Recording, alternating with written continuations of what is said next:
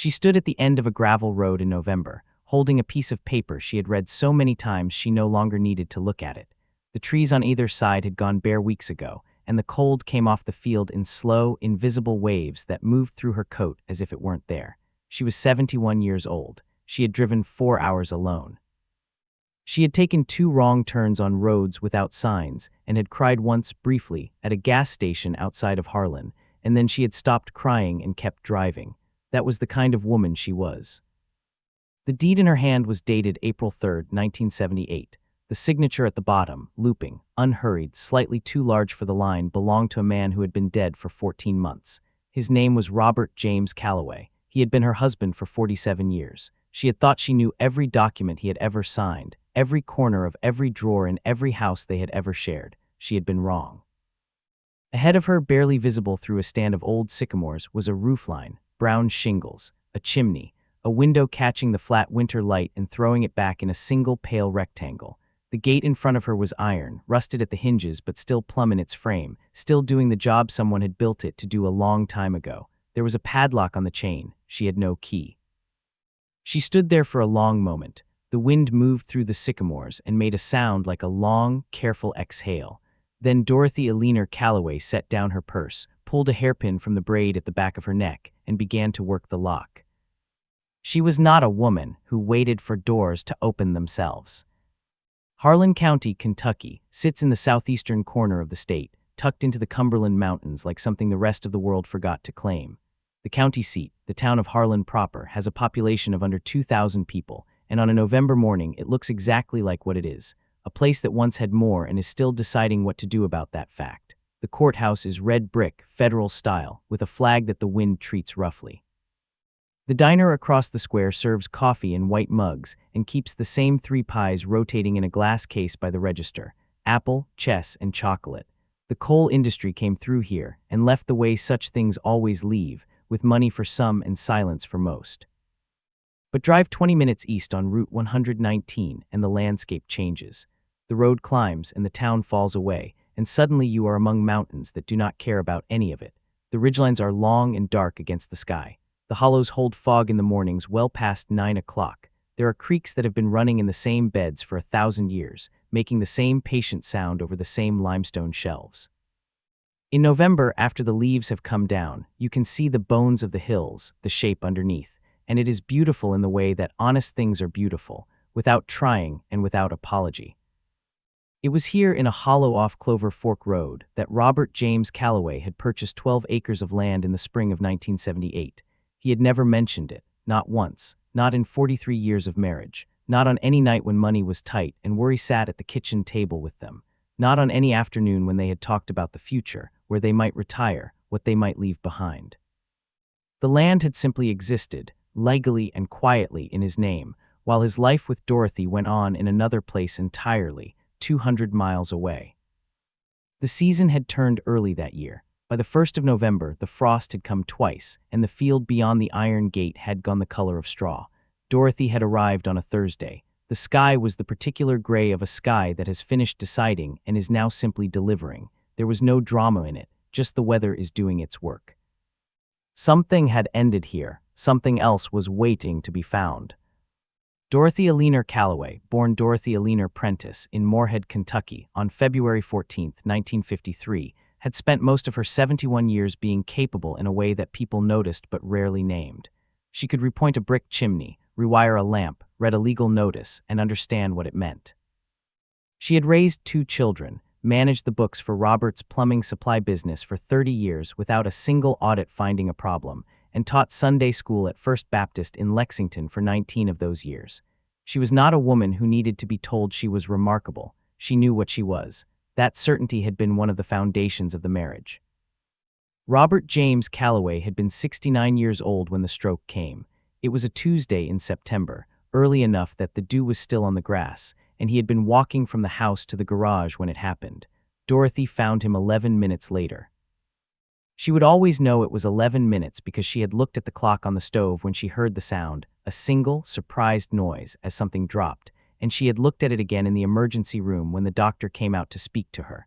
11 minutes. She was not a woman given to what-ifs, but she was human, and that number lived in her the way such numbers do. He died on a Sunday, 6 days later, without waking. What followed was the kind of slow, grinding aftermath that no one prepares you for. The business had been declining for 4 years. Online suppliers had taken the commercial accounts, and Robert had been too proud and too tired to pivot. There were debts she hadn't fully known about, not from dishonesty, from the particular male privacy about financial failure that men of his generation carried like a kept promise.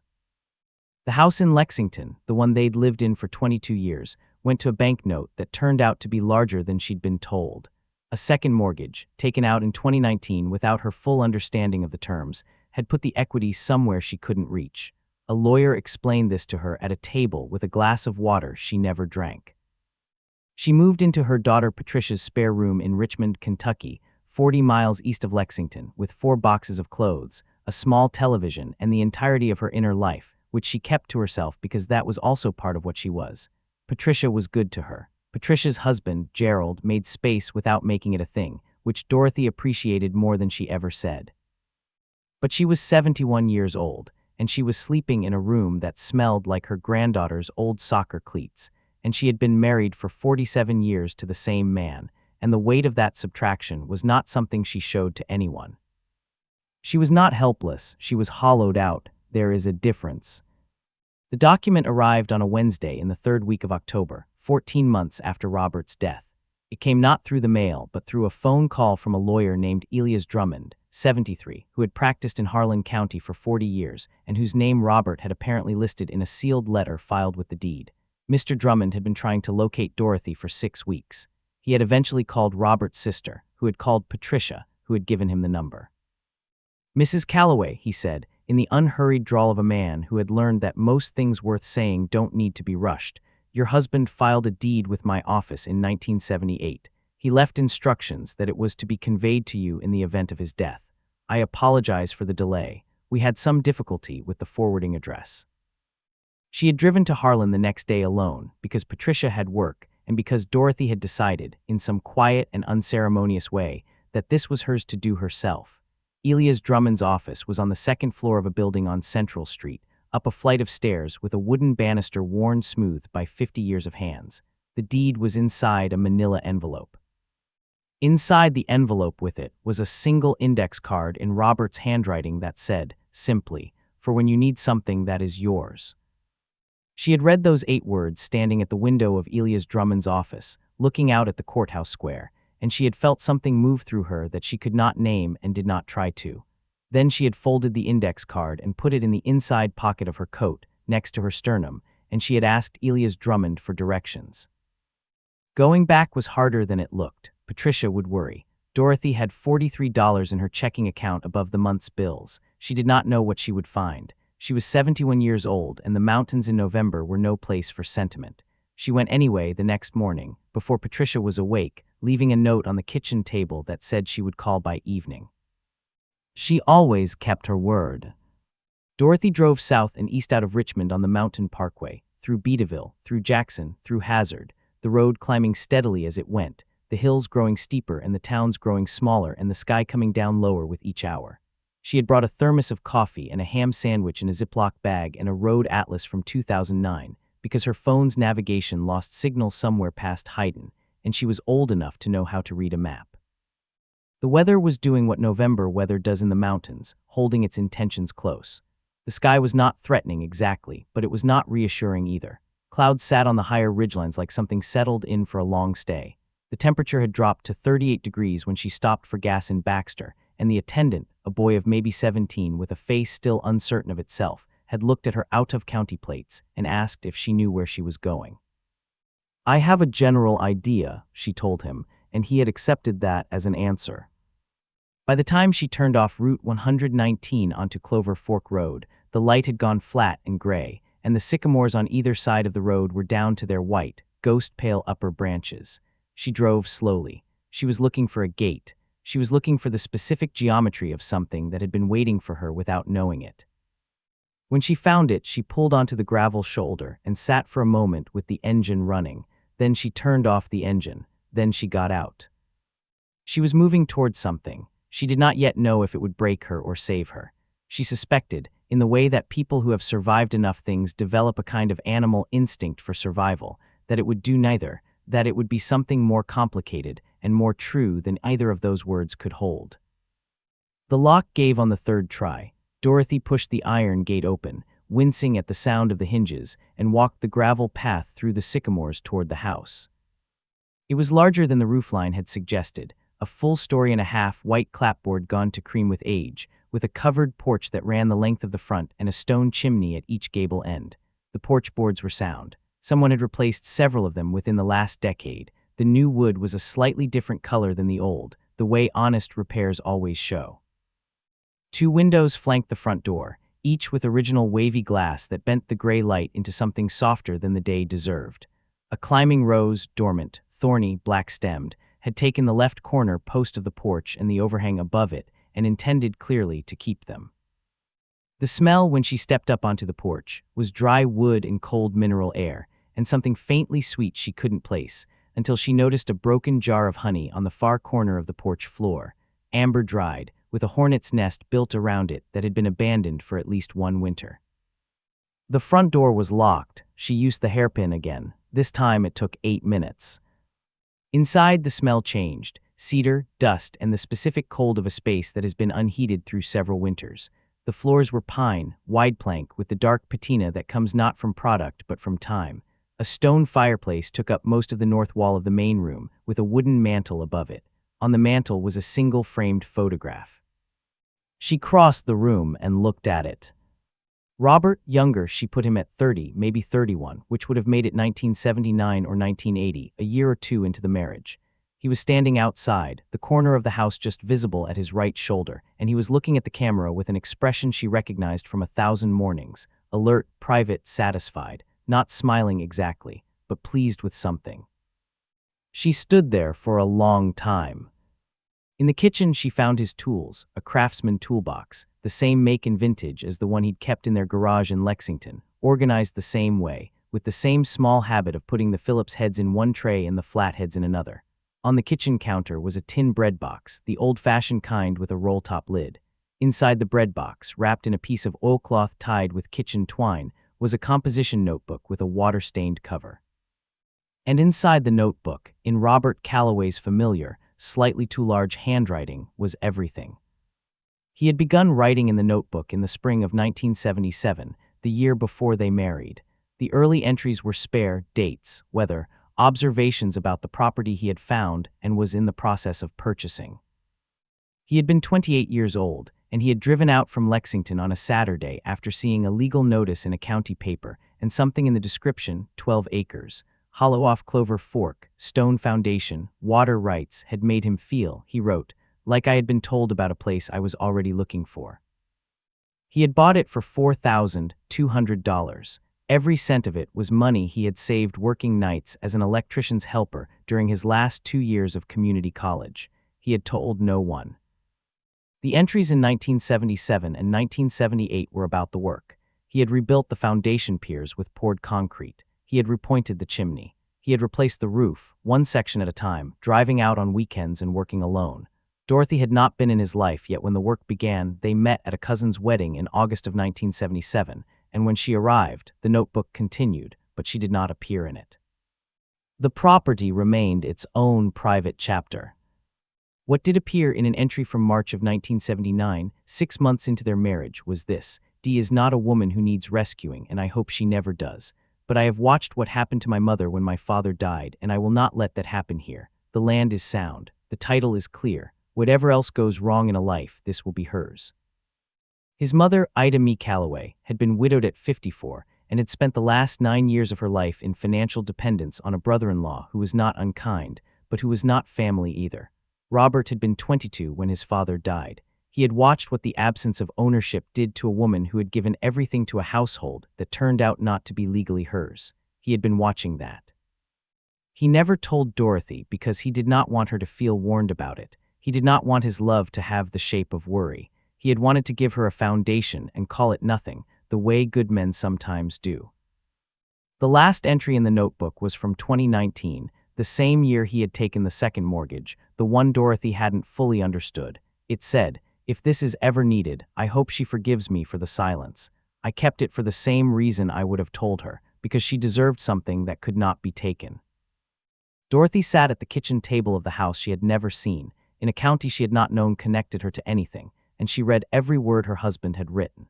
The light through the wavy glass windows changed as the afternoon moved. She did not notice. She was somewhere else entirely in 1979, in the mind of a 29-year-old man who was already looking 40 years ahead, into a future he hoped would never come but prepared for anyway. That was Robert James Calloway. That was who he had been, in the rooms she had never been allowed to see. She did not feel betrayed. She felt, for the first time in 14 months, found. The trouble arrived in the form of a letter. It was waiting for her at Patricia's house when she returned, slipped under the door of Patricia's home by a process server who had clearly known exactly where Dorothy was staying. The letter was from an attorney in Lexington representing a man named Clifton Dale Birch, 61, of Somerset, Kentucky. Clifton Dale Birch, the letter explained, was the nephew of Robert's cousin Harold Birch, who had died in 2014, and who had at some point, the letter was careful and vague about this, been given a verbal assurance by Robert James Calloway that the Harlan County property would revert to the Birch family upon Robert's death. The letter was 6 pages long and had the particular texture of something written to intimidate rather than inform. Dorothy read it twice, set it on Patricia's kitchen table, and said nothing for a moment. Then she said he said that verbally. Patricia said, apparently. Robert, Dorothy said, could not have made a verbal contract because Robert did not make promises he didn't intend to keep. He would have written it down. She was right about this. She had been right about Robert for 47 years. But being right and being legally protected are not the same thing, and the property, 12 acres of land in Harlan County with a cleared foundation, a standing house, and as Elias Drummond had mentioned somewhat casually and then not followed up on, a mineral rights easement that had been quietly increasing in value since 2014, was worth enough that Clifton Dale Birch and his attorney in Lexington had decided that a 71-year-old widow with $43 above her bills was a solvable problem. She had 10 days to respond. She had no money for a lawyer. She had a deed, a composition notebook, and the knowledge that she was right. In her experience, that was rarely enough and was always where you had to start. Elias Drummond did not take the case pro bono because he was sentimental. He took it because he had known Robert Calloway for 30 years. Robert had done the plumbing work on Drummond's office building in 1994, and they had kept in touch in the sporadic, reliable way that men of a certain generation maintain friendships. And because he was 63 years old and had enough money, and had spent enough of his professional life helping people who deserved less help than Dorothy Calloway was going to need. He also took it, he told Dorothy, because the claim was frivolous. A verbal promise, Drummond said, made by a man who left a sealed deed with explicit written instructions, witnessed and notarized to a different party. That's not a legal theory. That's a hope dressed up in letterhead. The mineral rights easement was a more complicated matter. There had been a natural gas survey of that section of Harlan County in 2013, and the results, which Drummond located in county records after 2 days of careful searching, showed a seam of methane-bearing shale beneath approximately 8 of the 12 acres. The easement Robert had retained when he purchased the land meant that any extraction rights would belong to the property owner.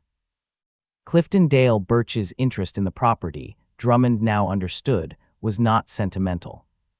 The critical document was found not in a courthouse, but inside the house itself. On Dorothy's second visit, she had been moving systematically through the rooms, opening every drawer, checking every surface, the way a woman trained to manage books approaches any kind of inventory. In the bedroom, inside the frame of the closet door, tucked between the door frame and the rough framing behind it, in a gap that could only be found by pressing, she found a folded paper, sealed in a plastic bag with a silica packet. It was a 1-page affidavit, notarized by a Harlan County notary in 1994, in which Robert James Calloway attested that the property at Clover Fork Road was the sole and exclusive property of his estate, that no verbal or written agreements with any third party existed regarding its disposition, and that it was his explicit intention that the property pass to his wife, Dorothy Eleanor Calloway, or her heirs, without condition. The notary's seal was intact. The signature was unmistakable. Elias Drummond looked at the document in Dorothy's kitchen in Richmond and said, well, he thought of everything. Yes, Dorothy said. He usually did. The case did not go to court. Clifton Dale Birch's attorney withdrew the claim 11 days after Drummond submitted the affidavit and supporting deed documentation to the Harlan County clerk. There was no hearing, no mediation, no dramatic confrontation. The threat simply retreated, the way threats do when the ground turns out to be firmer than expected. Dorothy received a certified letter confirming a clear title on a Tuesday afternoon in December. She read it standing at Patricia's kitchen counter, still in her coat. Then she put the letter in the pocket next to the index card. She went and sat in Patricia's living room for a while. She did not turn on the television. She just sat. Dorothy Alina Calloway moved into the house on Clover Fork Road in the third week of February. She did not move in dramatically or ceremonially. She moved in the way she had done most things, methodically, with boxes labeled in her own handwriting and a cleaning schedule written out on a yellow legal pad. Patricia helped for the first weekend. Gerald drove the furniture. Dorothy's grandson, Marcus, 24, who was finishing a degree in environmental science in Berea, came the second weekend and split a season's worth of firewood in an afternoon because he was the kind of young man who needed to make himself useful with his hands when he didn't know what else to do. She had the chimneys swept and the well tested and the propane tank filled. She had an electrician from Harlan, recommended by Elias Drummond, go through the wiring, which turned out to be sound, because Robert had rewired the house himself in 1993 and had done it correctly, the way he did most things he put his hands to. In March, when the ground softened, she began the garden. She planted it along the south face of the house, between the foundation stones and the old fence line, in beds she amended with compost she'd been collecting since February. She planted tomatoes and beans and 4 kinds of herbs and a row of irises she'd dug from Patricia's yard, wrapped in damp newspaper, the roots looking improbable and knuckled and alive. She worked in the mornings, when the light came sideways through the gap in the ridge, and turned the whole hollow gold for about 40 minutes before it flattened out.